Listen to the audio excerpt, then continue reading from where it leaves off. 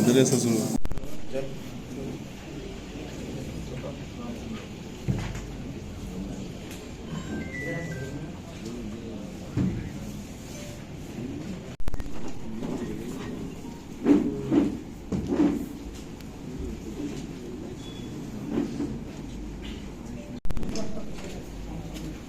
నిన్న తాండూర్ పట్టణంలో మనకు పోలీస్కి వచ్చిన ఒక రెలవెంట్ ఇన్ఫర్మేషన్ ద్వారా ఒక వ్యక్తిని అదుపులోకి తీసుకోవడం జరిగింది.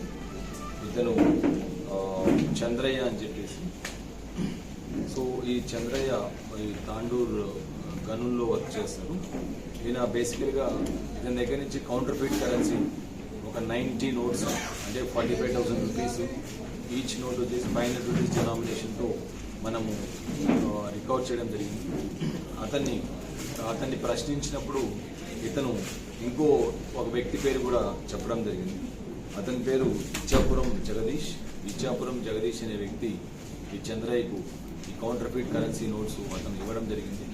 చంద్రయ్య ఇవి తాండూరు పట్టణంలో కొన్ని ప్లేసెస్లో అక్కడ ఉండే షాప్ కీపర్స్కు వాళ్ళకు ఇచ్చి ఈ ఒరిజినల్ నోట్స్తో పాటు counter feet 500 rupee currency notes కలిపేసి పబ్లిక్ ఇవ్వడం అని జరుగుతుంది.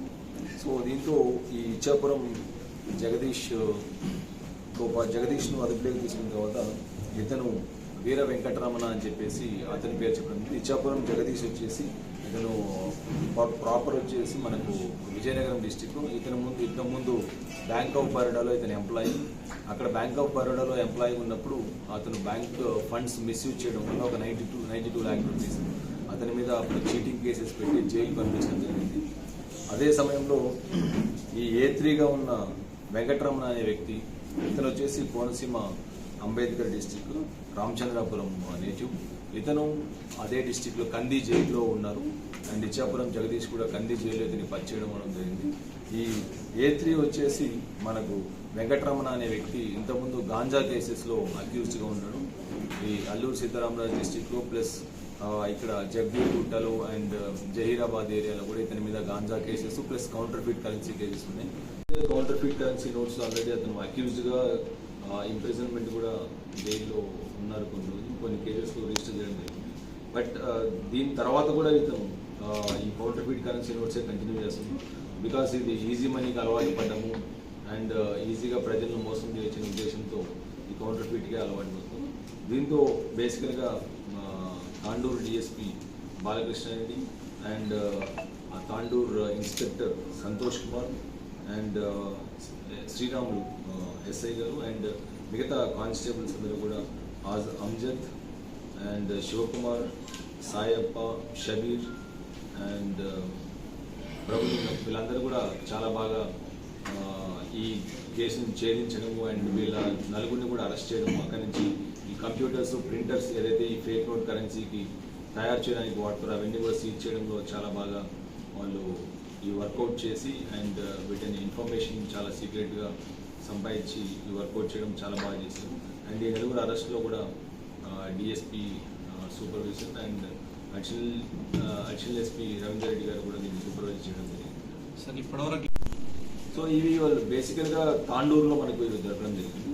తాండూరులో వాళ్ళు కిరాణా షాప్స్కి వచ్చినప్పుడు కానీ లేకపోతే ఏదన్నా ఈ చికెన్ షాప్స్కు వచ్చినప్పుడు కానీ ఇట్లా వీళ్ళు సర్క్యులేట్ చేస్తున్నారని చెప్పేసి మనకి ఇన్ఫర్మేషన్ వచ్చింది. సో వీళ్ళు మనం అది ఇప్పుడు అదుపులోకి తీసుకోవడం జరిగింది. ఫర్దర్ ఇంటరాగేషన్లో ఇవి ఎటువంటి వాళ్ళకు టార్గెట్ చేస్తారు, పబ్లిక్ వీళ్ళు ఎట్లా టార్గెట్ చేస్తారు అనేది మనం ఇంటరాగేషన్లో ఫర్దర్ వీళ్ళ దగ్గర సమాచారం రావట్లేదు. గతంలో శివకుమార్ ఇతను కూడా ఈ కేసులో ఇన్వాల్వ్ అయ్యారు.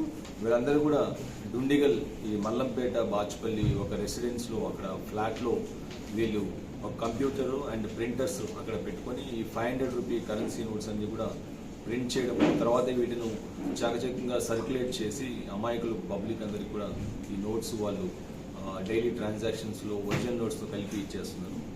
సో వీళ్ళ దగ్గర నుంచి ఒక మనం కంప్యూటర్, ప్రింటరు అండ్ ఒక మానిటరు అండ్ ఒక మొబైల్ ఫోన్స్ ఒక 5 వరకు రికవర్ చేయడం జరిగింది. సో ప్రజలందరికీ ఒకటి విజ్ఞప్తి చేస్తున్నాం. బేసికల్గా ఎక్కడైతే మీరు ఏదైనా షాప్స్కి వెళ్ళినప్పుడు ఈ నోట్స్ ఒక ఒరిజినల్ నోట్స్కి దీనికి డిఫరెన్స్ ఉంటుంది. ఆ డిఫరెన్సెస్ మీరు ఐడెంటిఫై చేసి మీకు ఏ మాత్రం అనుమానం వచ్చినా కూడా పోలీసు వారికి సమాచారం ఇవ్వడం కానీ లేదంటే బ్యాంక్కి వెళ్ళి వాటిని చెక్ చేసుకొని ఇవి ఒరిజినల్ నోట్సా కాదా అని చెప్పేసి మీరు ఎటువంటి నోట్స్ ఎక్కడన్నా కనిపిస్తే ఇమీడియట్గా పోలీసు వారికి సమాచారం ఇవ్వాలని చెప్పి విజ్ఞప్తి చేస్తున్నాం.